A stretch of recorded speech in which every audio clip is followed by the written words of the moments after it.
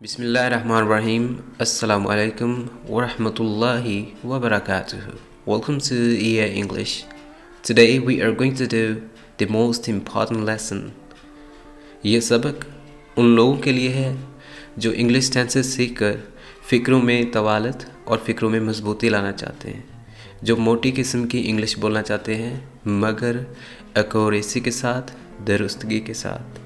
तो ये sentence structure कहलाता है basically, but the real thing is that जो चीज़ मैं आपको दे रहा हूँ, इनको आप इंग्लिश सेंटेंसेस भी समझिए और इनको आप जैसे एक फ़िक्रे का एक अहम पार्ट वो आपको मिलता है, तो रेस्ट ऑफ द सेंटेंस जो है वो आपका ग्रामेटिकली जो है सही होता है। फॉर एग्ज़ाम्पल, अगर मैं आपको एक सेंटेंस स्ट्रक्चर बताऊँ, यू ओनली हैव टू का इस्तेमाल कहाँ करते हैं, इससे कुछ फ़िक्रे अखज़ होते हैं। You only have to ask her, यानी आपको सिर्फ उससे पूछना है। You only have to ask her. You only have to convey my message, आपको सिर्फ मेरा मैसेज पैगाम पहुँचाना है। यू ओनली हैव टू यानी आपको सिर्फ, आगे जो फिर वर्ब आएगी फिर वो ऑब्जेक्ट आएगा। You only have to do this, आपको सिर्फ यही करना है, यानी बस आपको सिर्फ यही करना है, ओनली, या फिर you only have to do this. You only have to convey my message, you only have to ask her. Now यहाँ पे एक सेंटेंस स्ट्रक्चर दिया गया, इसके नीचे कुछ वर्ब्स आपको दी जाती हैं। For example, you only have to speak the truth, all right, आपको सिर्फ सच बोलना है। You only have to speak to him, आपको सिर्फ उससे बात करनी है। तो इससे ये अखज़ होता है कि अगर ये सेंटेंस स्ट्रक्चर आपको दिया जाए तो इसी एक ही लफ्ज़ को ऐड करने से आपका वो सेंटेंस जो है वो पूरा हो जाता है। You only have to tell him, आपको सिर्फ बताना है। You only have to meet him, आपको सिर्फ उससे मिलना है। You only have to tell the truth, आपको सिर्फ सच बताना है। You only have to learn English, आपको सिर्फ इंग्लिश सीखनी है। बातों बात में हम कहते हैं कि अच्छा तो ये होगा, उसके लिए मुझे क्या करना होगा। You have to do nothing, but you only have to learn English. You only have to take the rest. You only have to maintain the expenses, आपको सिर्फ अखराजात जो हैं वो मेंटेन करने हैं। यू ओनली हैव टू काम हर baby, आपको सिर्फ उसके बच्चे को काम करना है, खामोश करवाना है। यानी काम एक वो लफ्ज़ है जो दिलासा देना, तसल्ली देना। अगर कोई बच्चा रो रहा है उसको काम करना, उसको पैसिफाई करना, खामोश करवाना। कोई अगर झगड़ रहा हो उसको काम करवाना। सो CALM वर्ड है काम। सो काम हर बेबी, उसके बच्चे को आपने सहलाना है। You only have to work hard, आपको सिर्फ सख्त मेहनत करनी है। You only have to listen me carefully, आपको सिर्फ मेरी बात तवज्जो से सुननी है। So you only have to listen me carefully. You only have to make the tea ready, आपको सिर्फ चाय तैयार करनी है। You only have to clap, आपको सिर्फ तालियां बजानी है।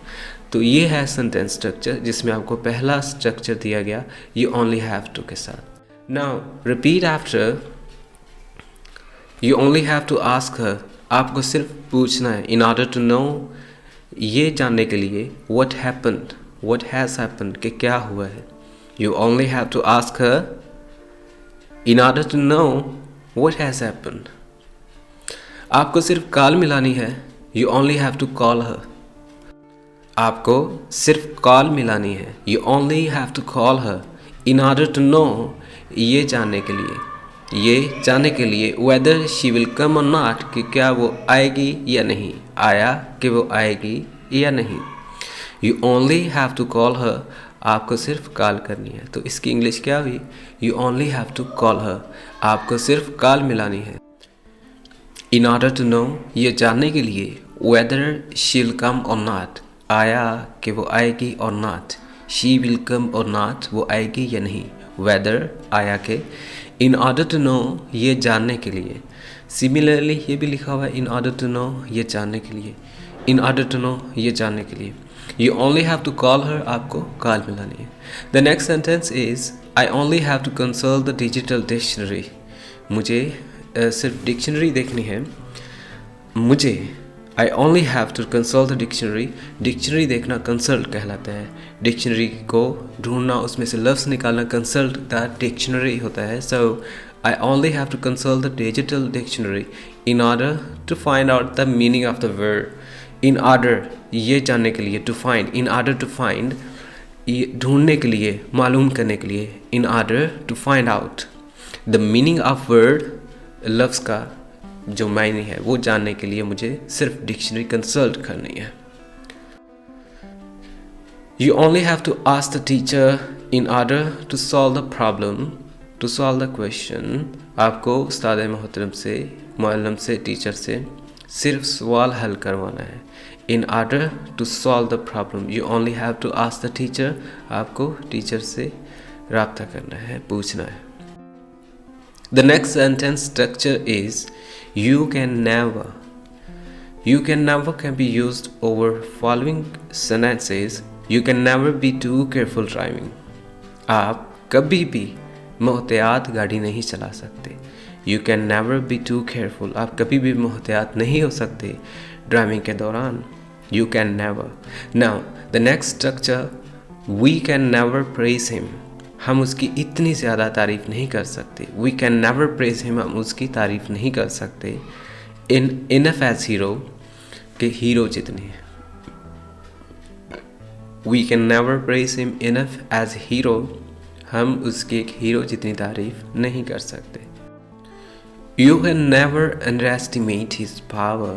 आप उसकी ताकत का अंदाज़ा नहीं लगा सकते।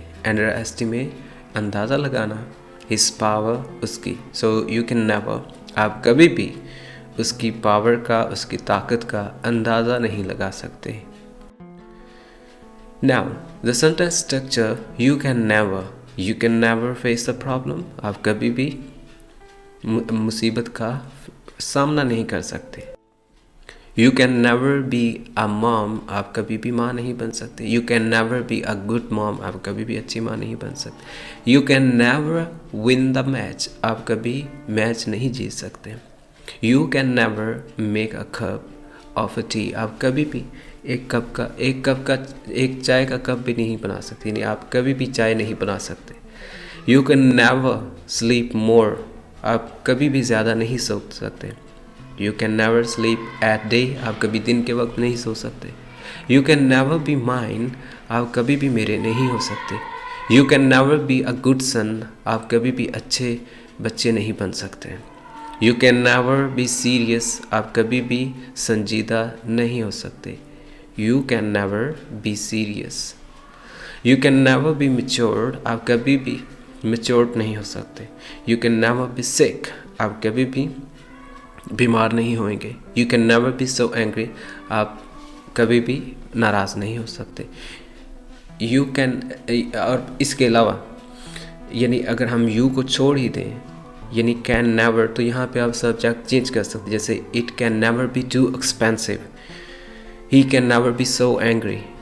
She can never be so sick. They can never be matured. You can never be serious. तो आप फाइल चेंज कर सकते हैं। Now repeat after. आपको इस पर कभी भी यकीन नहीं आएगा या आप यकीन नहीं कर सकते। You can never be too sure with him. You can never be so honest. आप इतने ज़्यादा ईमानदार तो नहीं हो सकते। You can never be so honest. He can never trust. वो कभी भी यकीन नहीं कर सकता। He can never trust. The next sentence structure, you are not to, it means you are not allowed to. जब कभी भी आप इस sentence structure को सुने, you are not to, he is not to, they are not to, we are not to, it means allow नहीं है, permission नहीं है। For example, you are not to doze off in the class.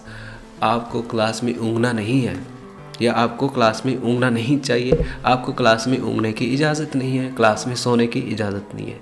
You are not to doze off in the class.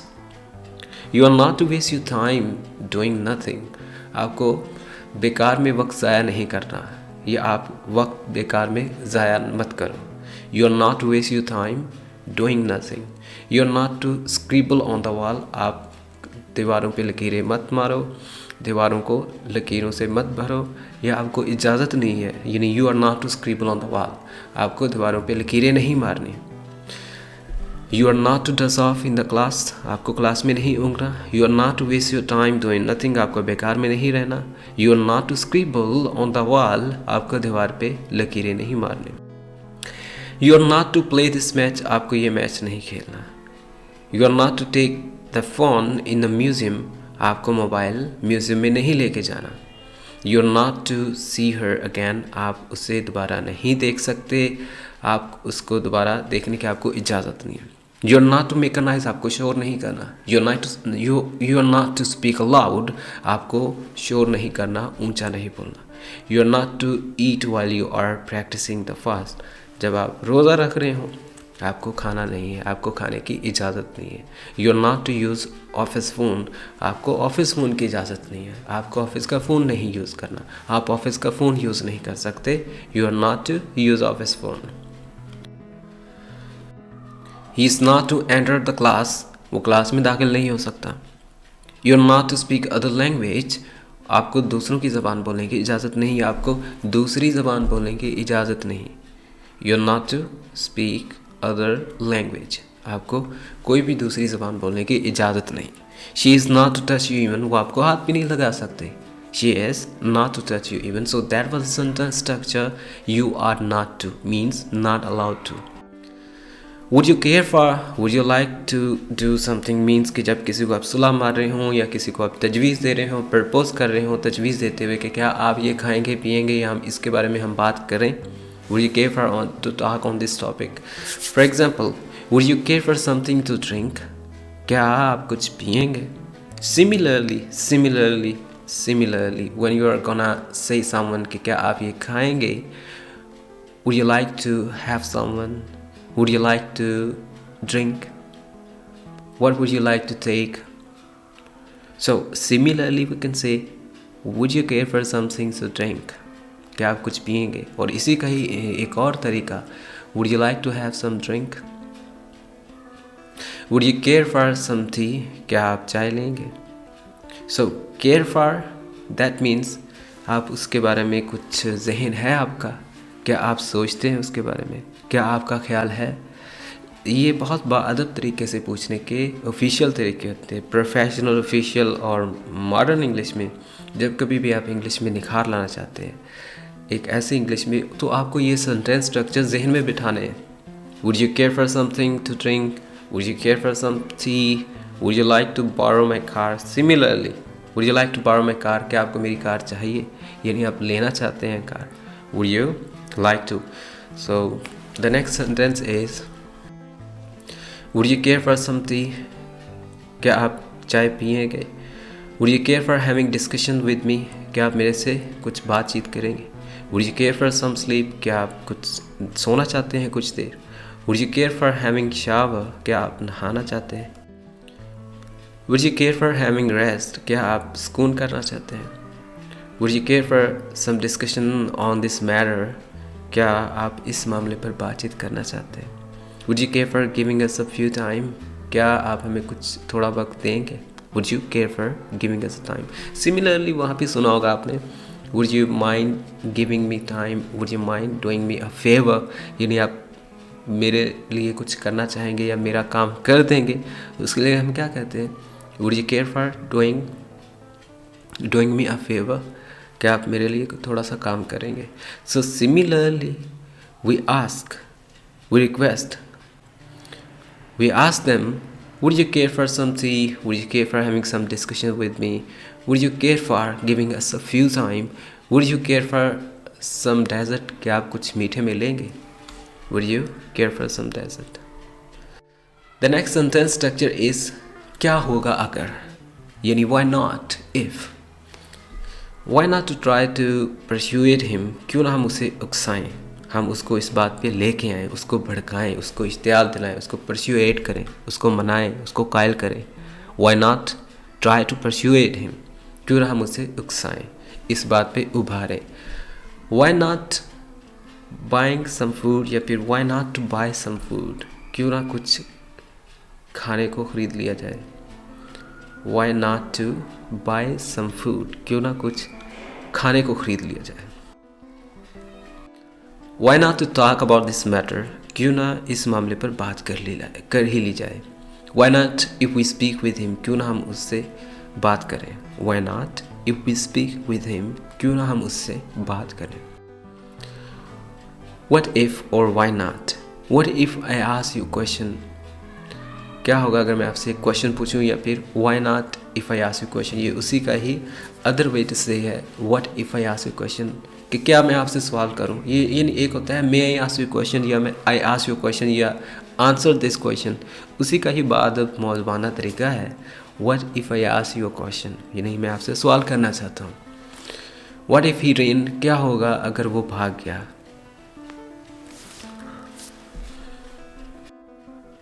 whether or not, चाहे जो कुछ भी हो जाए। whether it rains or not, चाहे बारिश हो या ना हो। we shall meet, हमें मिलना होगा, हम मिलेंगे।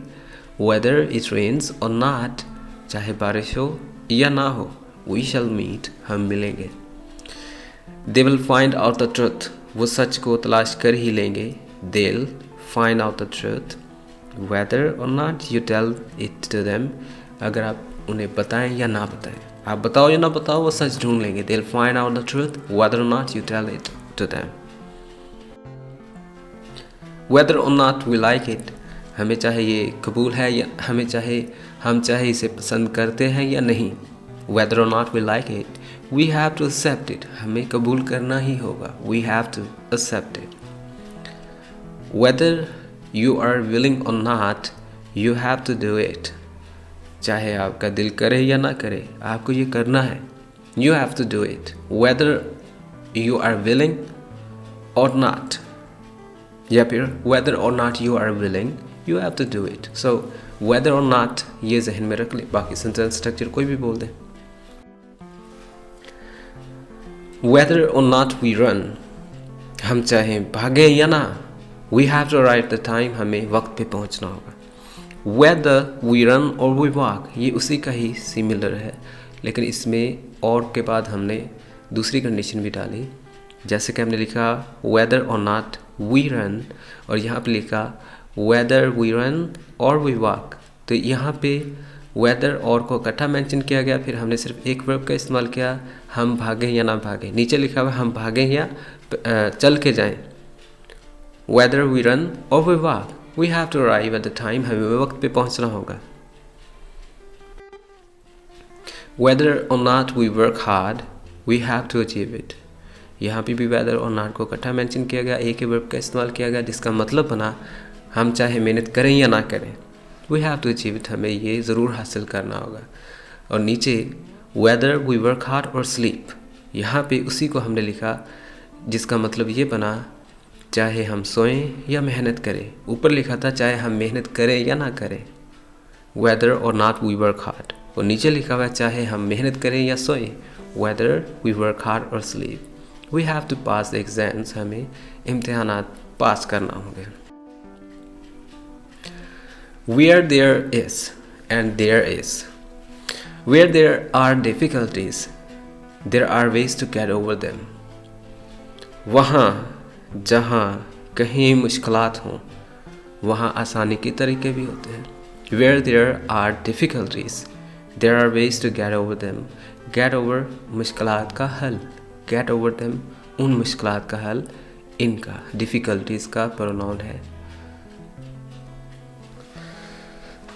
whether there is opposition, where there is opposition, वहाँ जहाँ कहीं मुखालफत हो, there are rebellions, वहाँ मुखालफ भी होते हैं। rebellions होता है जो किसी की बात ना मानते हो, बागी किस्म के हो, एक स्ट्रक्चर में रह के अपने बॉस का हुक्म अधूली करते हो, मानते ना हो, rebellions कहलाते हैं। चाहे गवर्नमेंट का सिस्टम हो, रियासत का सिस्टम हो, बादशाहत का सिस्टम हो, तो उस बादशाहत को, उस रियासत को, उस हुकूमत के कानून को ना मानने वाले rebellions कहलाते हैं। एक ग्रुप भी हो, उस ग्रुप में 15 लोग हो, 5 लोग अपने लीडर की बात ना मानते, वो rebellions कहलाते हैं, क्योंकि ना तो वो मुखालिफ पार्टी के होते हैं, ना फिर वो अपनी ही पार्टी की बात मान रहे होते हैं, तो वो बागी किस्म के होते हैं, आज़ाद होते हैं। सो where there is opposition,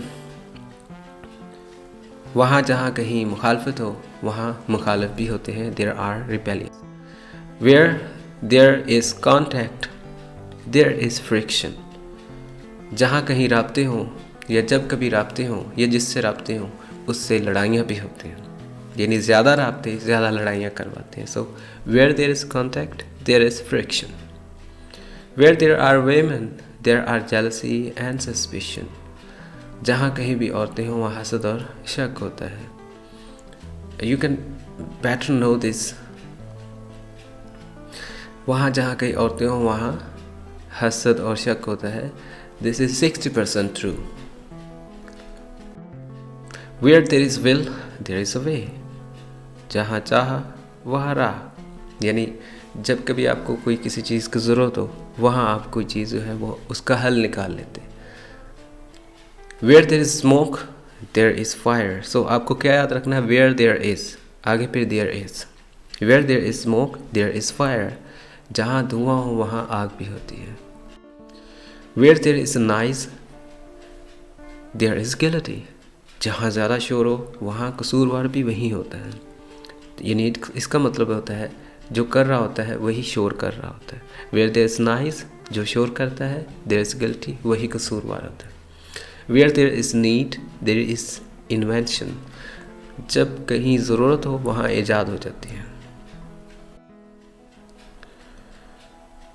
where there is a teacher, जहाँ कहीं मुअल्लम हो, देयर इज़ नॉलेज, वहाँ इल्म होता है। वेयर देयर इज़ नॉलेज, जहाँ इल्म हो, देयर इज़ लाइट, वहाँ रोशनी होती है। Where there is a nice, जहाँ कहीं शोर हो, देयर इज़ अफरीदी, वहाँ अफरीदी होता है। वेल अब तो वो चला गया है, but we really miss him. He was my favourite player, I like him, his passion. Where there is success, जहाँ कामयाबी हो, देयर इज़ हार्ड वर्क, उसके पीछे मेहनत होती है।